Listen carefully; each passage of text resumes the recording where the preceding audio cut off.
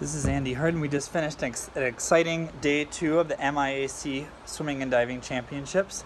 Maggie Menso and Jordan Wenzel, we heard a lot about them coming in, and they delivered today, both breaking MIAC records that they set earlier this season by large margins.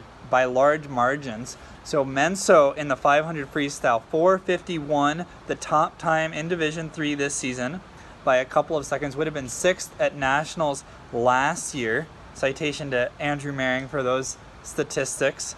Then the men's 500 freestyle, Sean Grieseth outtouched Adam Burner to win for St. Olaf over St. Thomas. Then the women 200 IM, Wenzel won 201.75, so not quite a Division 3 leader, but up there, and certainly in contention at Nationals next month. So she won by over 6 seconds.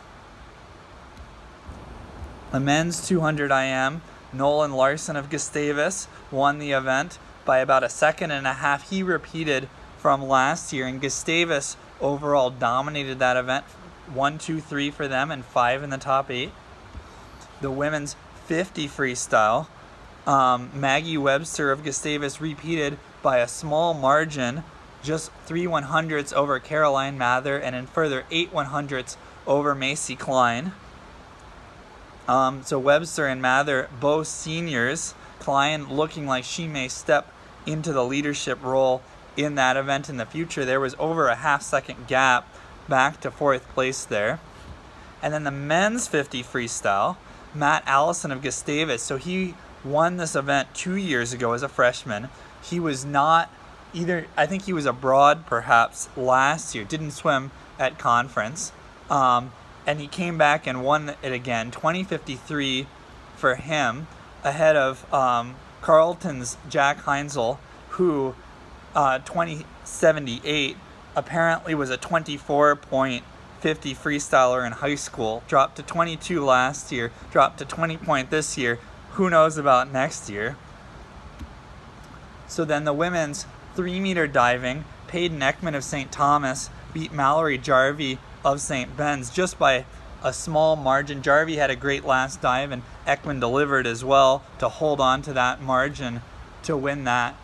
Then the 400 medley relay, the women's 400 medley relay. So St. Kate's won with a very strong back half from Jordan Wenzel and Macy Klein. St. Olaf led early with Kelly Punko. St. Thomas was there in the running, but eventually it ended up St. Kate's over St. Olaf, over St. Thomas, 1, 2, 3 there.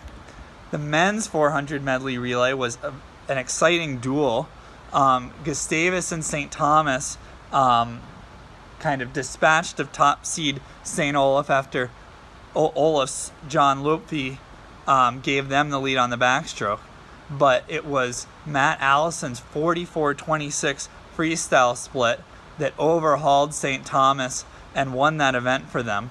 And I don't have scores right now. I think the St. Thomas women, I think, are in the lead by a little bit over St. Kate's. St. Kate's proving to be a very strong challenger there, but St. Thomas does have a lot of the depth, so we'll see that in the next couple of days. On the men's side, Gustavus really made a statement tonight.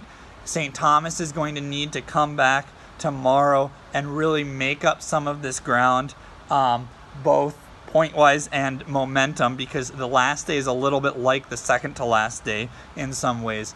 So Gustavus may be seizing control of the men's meet tonight. So we'll be back tomorrow.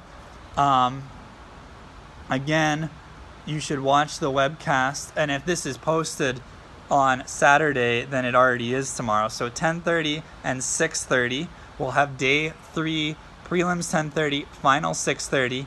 Watch on miacathletics.com/4/2018-19/SD. Click on live video to watch. Live results is also up. You can see the results from tonight and from yesterday.